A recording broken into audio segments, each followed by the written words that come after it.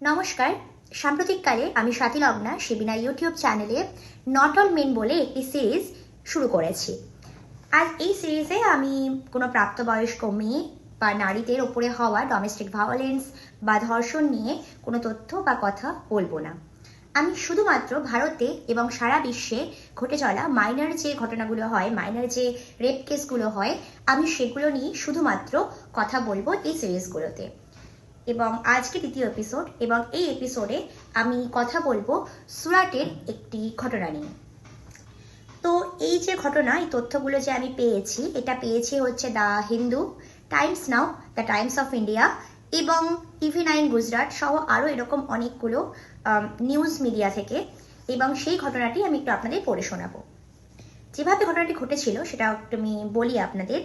একটি 3.5 বছরের বাচ্চা মেয়ে 23শে এপ্রিল এই বছর 23শে এপ্রিল রাতে শৌচকর্ম করতে বাইরে যায় এবং তার প্রতিবেশী তাকে সেই সময় তুলে নিয়ে গিয়ে ধর্ষণ করে। ধর্ষণ করা কয়েক ঘন্টার মধ্যে ধর্ষককে ভারতীয় ন্যায় সংহিতা এবং the protection of children from sexual offence POCSO অ্যাক্টে তাকে গ্রেপ্তার করা হয়।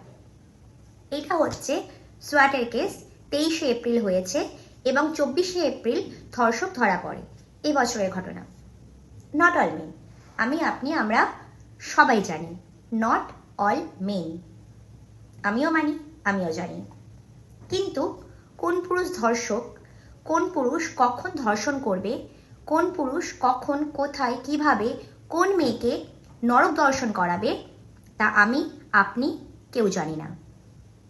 তো যদি আপনার মনে হয় যে এই not all men series social awareness create করতে সক্ষম, তাহলে আপনারা আমাদের ইউটিউব চ্যানেলকে সাবস্ক্রাইব করতে পারেন এবং এই ভিডিওগুলো একইভাবে আমাদের শিবিনার ফেসবুক পেজেও অ্যাভেলেবেল থাকে।